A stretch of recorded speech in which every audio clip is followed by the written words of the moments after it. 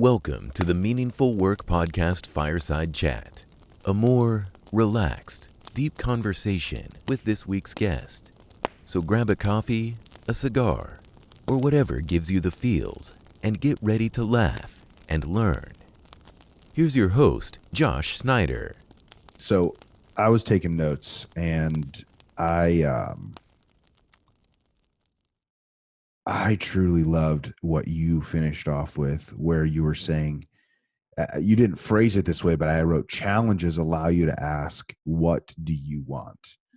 And I think I saw that happening two ways. It allows you to ask your people, what do you want? But does it also allow you to ask your customers and those that you serve, what do you want? Like, something so disruptive comes along that all of a sudden, somebody probably paid cash because that's just how they've always done it.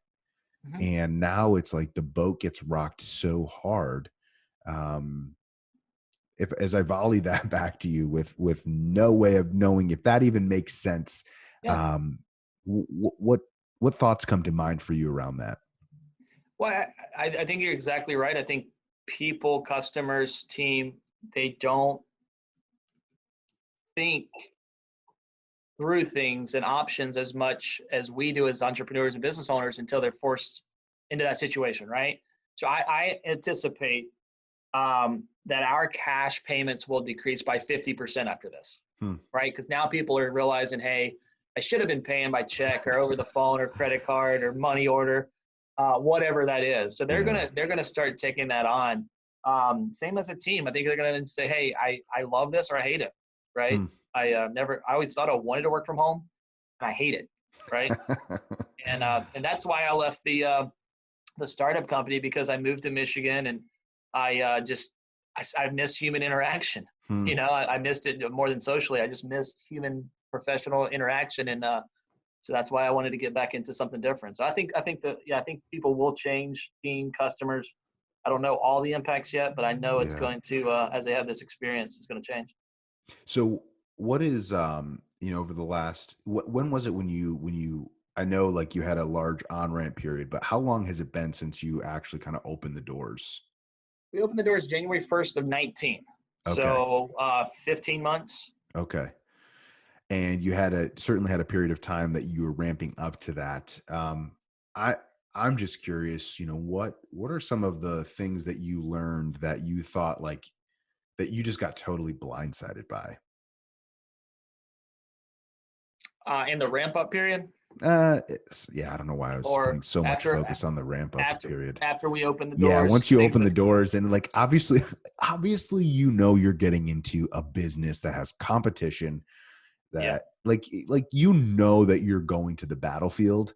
But what blinds was it, like how you had to interact, or some of the challenges of dealing with teammates, or like what were the things that you were just like, what? Yeah. I think there are these basic things that about business, and I think insurance industry, and as you get into what insurance carriers really want to do, it goes against that. So what I'm saying is basic business, you think, hey, you've got money, you grow. If you've got distribution, you grow. Well, on insurance, it's a balance at a greater scale of risk and reward. So State Farm, Fortune 50 company, right? $100 billion sitting in the bank that they could use if they wanted to, but they choose to operate in an area that's comfortable for them. So for example, we have about in Michigan 15% market share. As a basic business owner, I'm like, let's go. Right. Why don't we have 20? Why don't we have 25? But to them, there's a sweet spot. And when it goes into everything that, again, they do much better than I do. They've been around for hundreds of years, 100 years. Then, they know that. So I think that's what came into it. And it's like, why don't we do this? And I'm a why guy, so I want to know why. Yeah. Why does this clock work this way? They have years of experience and history that give good reasons to do that. So I think that was one of the things that I was like, why aren't we doing this? Why don't we do this? Let's grow. I'm a new business owner. Let's go. but you have to have trust that they are guiding the ship in the right direction. It's almost like a Chipotle. Like you walk into Chipotle and I'm not going to get a seat. Yet by the time you get your food and you get the hot sauce, because I got to get the Chipotle hot sauce. Oh, that's so good. And then you look up, it's like, ta-da, there's a seat. Might not be the seat that you wanted, but it's like, how did the numbers are so precise on the location and the square footage. I mean, honestly, if I had eat Chipotle in my car, I'm still happy about it. Right. But I miss Chipotle right now. Now that I'm thinking about it, They're still open, brother. I know we've been on total lockdown. Like groceries come in, Oh, we let okay. them sit in the garage for 3 days. The Tesla's just sitting in the garage, like. Can't the Tesla drive to Chipotle and pick you up something? And yeah, but it can't sit for 3 days. How do you Lysol Chipotle before you eat it? Nuke it. Obviously, 15 seconds. Is that all it takes? I don't know. I read a meme somewhere. These are the challenging. Now, if I could get a pizza and then I could microwave the pizza, okay, now we're talking. I don't need to think about it. This has been the best because when you're ordering food, you don't have to, like, I only have to make a healthy decision like once a week when we're ordering our groceries. It's not like every day I'm faced with multiple choices of like, do I stop there? Do I stop there? Do I stop there? Ooh, it's time for lunch. Where am I going to go for lunch? I'm like, it's time for lunch. I'm going to open up the refrigerator and the only thing that's in the refrigerator and in the cupboard, healthy foods. Like there's like no snacks. We got like macadamia nuts and we're like rationing them. Right. That's the treat. That's like, and then I'm like, I don't want a macadamia nut. Like I want a bag of chips. I so I ordered a bag of macadamia nuts. Although I was unimpressed with the Mao Lao brand of them. I don't think Jenna knows this. When we were on vacation a couple months ago, I got them and I put them in the center console of the Yukon, and I just never went back to them. And so I was returning the rental card, already dropped them all off, and I opened up just to make sure no other like electronics or anything were in there. And I saw them, and I didn't even grab the bag. I was that unimpressed with them. Is that the Hawaiian ones? Yeah. Yeah. I don't know. Maybe I like salt. And so maybe like it needed a little like something to like, because that macadamia is so buttery and delicious as it is. And maybe it was the milk. Listen, I'm still working through it. So you are a man of tastes, and there's not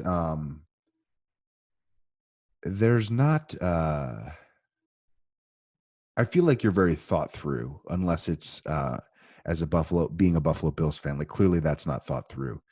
Where do you feel like that depth of character or depth of thought developed? Where did that begin to kind of come from? So to tell me a little bit more about that, you're saying depth of thought and. I mean, I feel like there are people in life who take things as they are, and then I feel like there are people who hear things and take things and they truly process through them. And you can always tell whether you agree with somebody or disagree, you can always kind of tell or feel when somebody's kind of talking off the top of their head, or what they're saying is a little bit more coming from the core of who they are, whether you agree or not. And so I'm just curious, where along the way, maybe you were always this curious individual that wanted to, you said, I'm a why guy. I want to get kind of like, tell me the story. Let's get to the heart of it. Where did that, I would almost say like need for depth come from? Yeah, I got you. I think, so I would tell you that I was raised in a very blue collar rural family and a history of blue collar rural family. And so there was a lot of, it was maybe a lack of depth.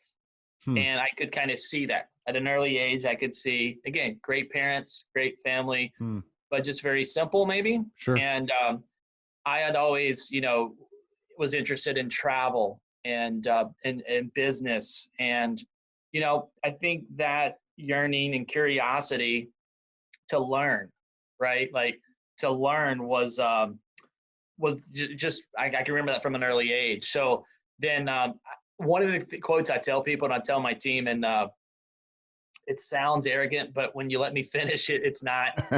I'm rarely ever wrong. So that's a statement that I can make to people that I do. I'm rarely ever wrong. And it's because I don't talk about things or assert things that I'm not about 98% confident in. Right? So a lot of people, you said, talk off the top of their head, or they're the They expert in react. this, right? Yeah. They're the connoisseur, and so I think that's it. I enjoy learning. I enjoy learning from people. I enjoy sharpening my saw, being around other people, and I try to learn from them. It's good. So that I think is just that I am a curious person, and then I like to know a lot about things. Mm-hmm. So when I tell you an opinion, that's where I say I'm rarely ever wrong. Yeah. Interesting. And I like that you said curious, because I have this thing against, it was like curiosity killed the cat. Like these little stupid sayings that we had growing up that are actually like the opposite of how we truly, I think, step into success, how it is that we truly unleash the very best parts of us, how we find meaningful work. Like you are not going to find meaningful work if you're not being curious. And so how did curiosity develop for you? And I mean, as I'm asking that question, I'm thinking, I have no idea how curiosity developed for me, but like, I guess where along the path, or where did you feel like being curious, even though a few people probably tried to like whack it down, where did you say like, no, this is who I am? Yeah, I think one of the things and blessings I've had is that curiosity was enabled by technology, right? So I remember Prodigy and AOL and Internet Explorers, and so I think it's now it's at the tip of our it's in our hands all day long with Yeah. our phones. And when if I see something on Facebook or see something on the news, right, I can quickly just learn more about it. And obviously there's the balance of credibility, right, with what website you're looking at. Yeah. But I think that helps too. Is technology has enabled my generation and myself to quickly have access to information. That's interesting. I've never thought about like the path to curiosity is so short now. If you're like, hey, I wonder, it's like, hey Siri, like who won the 1976 World Series? Like I don't have to be the man of yesteryear that knew all of those things. And so I've actually never made that connection too. So just think about a story. Just take it back and think about something you've searched for over the past week, right? Maybe it's sports related or COVID related or geography. So think about our parents. Our parents, if they wanted to know that answer, they had to get in a car, they had to drive to a library or a center of influence. They had to look in the card catalog. They probably had to look through 20 books, right? Like skim 20 books to find. It's like, it's amazing. And then they only had that perspective. They couldn't even balance that perspective with more choices. Right. So what if that book wasn't there? What if what if it wasn't the right author? It was out of date information. So being curious was actually, it took a tremendous amount of effort to be curious versus, generally speaking. I mean, I think it's still a mindset. One of the ways I see it showing up is when you're looking over your work, are you curious enough when something doesn't feel right? After I left the CPA firm, was in project management. I had a guy who's doing an inventory count. He handed it to me, and I'm like, "Are you sure this is good?" And like, he's like, "Yeah, man, double, triple checked it. It's good." And so I set it to the side. A couple hours later, like everyone had gone home, and so I picked it up and I looked at it, and it's like the left interior is in inventory count is 247. The right interior's inventory count is 430, and I'm like, he was like, no way. Like a curious person can't look at that and say, well, if I have a left and a right and I need a left and a right to go and do this thing, like, and the count is off by that much, like curiosity would eat me alive as to Right. what happened to all of the lefts. Yeah. And I mean, this is me talking, but I think curiosity is going to be one of those skills that is going to be future proof. And no matter what technology comes along, no matter what AI comes along, yes, many jobs will be replaced by robots, but curiosity is going to be one of those things that is a skill that we need to learn to flex, and we need to learn to really utilize it. Not not in a way of, the other day, for whatever reason, I wanted to know how far Tuscaloosa was from Birmingham, Alabama. I succumbed. It's actually an hour, so really not that bad. But then I wondered, where does Nick Saban live? But nonetheless, Now think about that. Think about that 40 years ago. If you had the same question, what would you have had to do? oh my gosh, like I wouldn't, like, how would you even know? Well, And so, you'd get your Rand McNally map out. You'd get your measuring device, and there'd be a scale, and you'd measure how but many inches. I mean, I guess, yeah, because I probably, I guess if I got the U.S. map, I probably wouldn't even have an Alabama map. Right.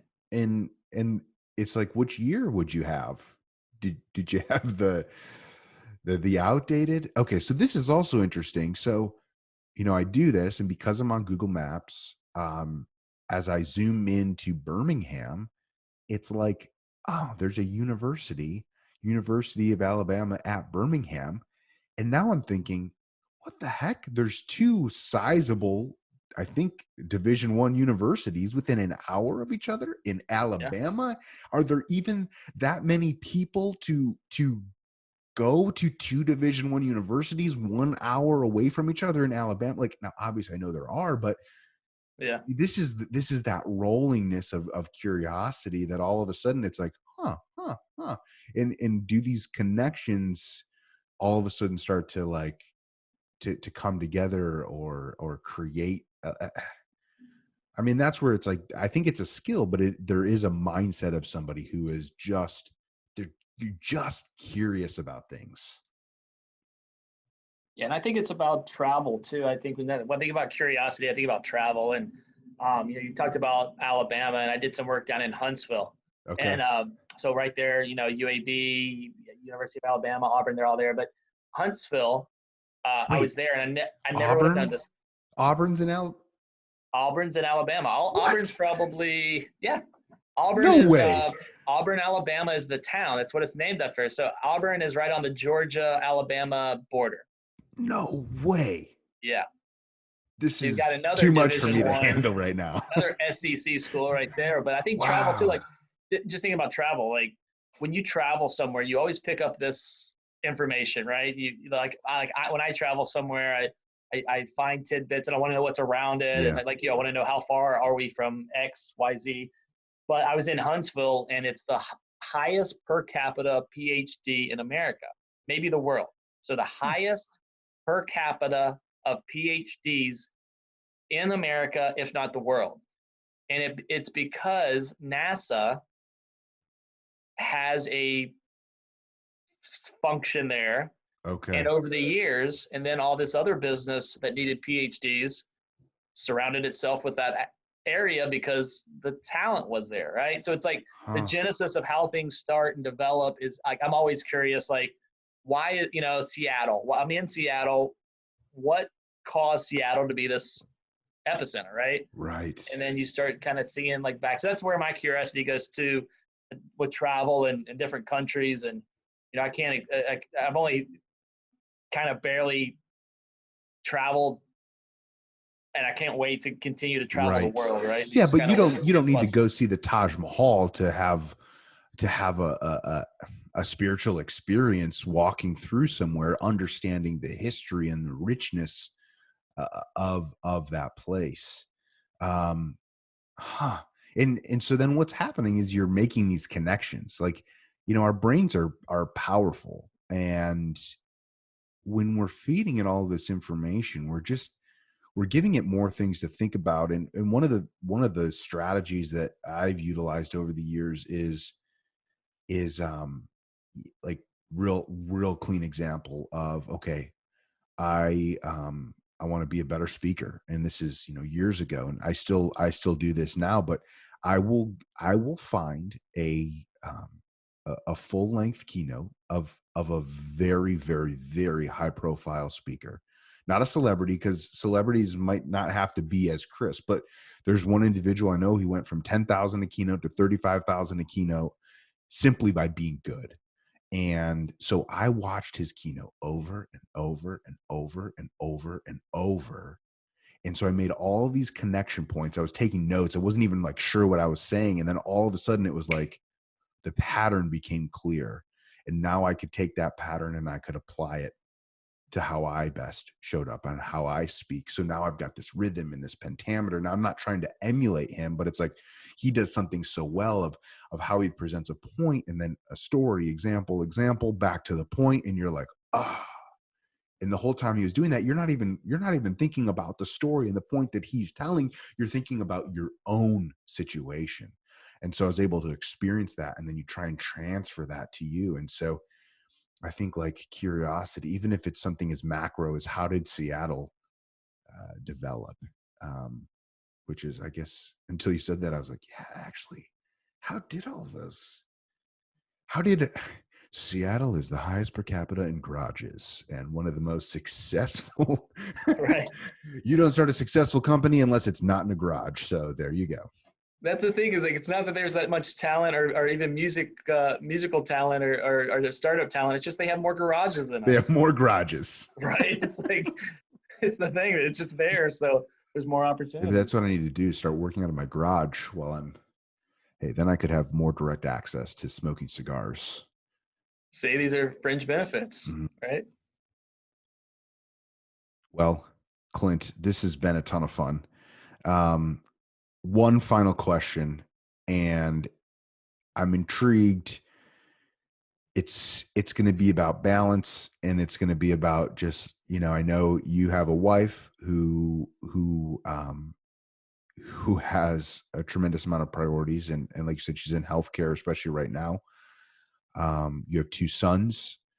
You have a business that, every time you put more energy and effort in, there is the possibility of an incredible outcome, of turning the corner, of getting clarity where you have confusion. And so there's no point in you accomplishing everything that you want to accomplish and then having to play catch up with your family.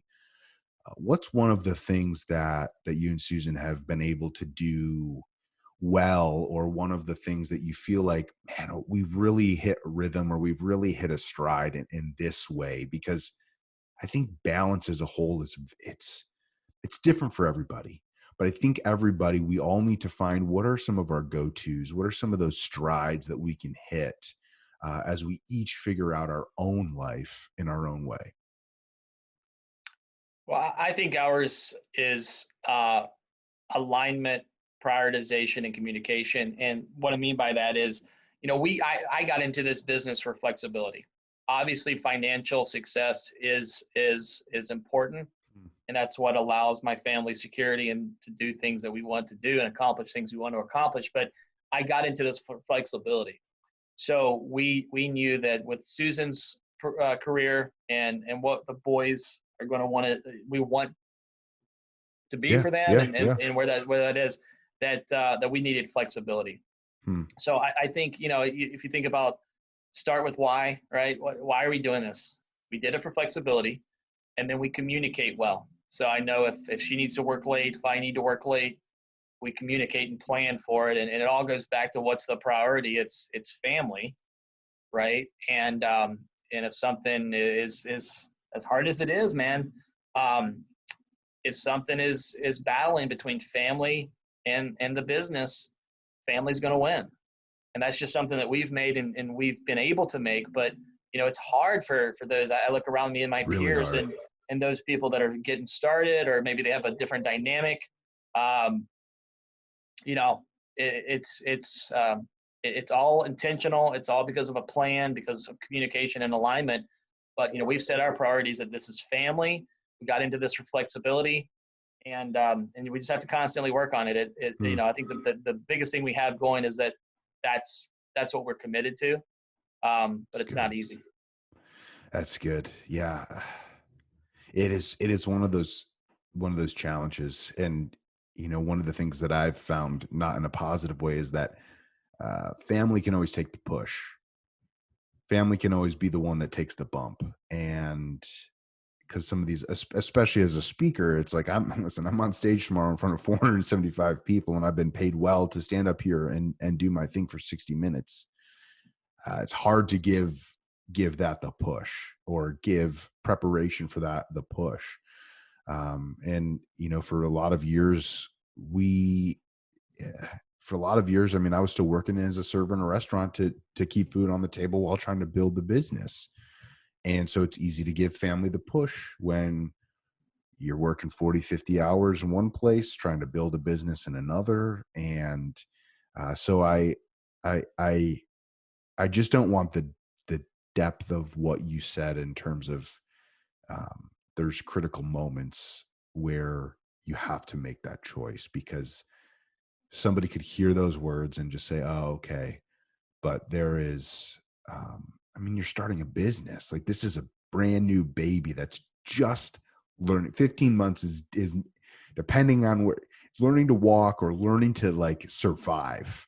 And if you step too far away, or you take the foot off the gas too much, this is not something you step away from for 6 months, and sometimes 6 minutes feels like too long. So yeah.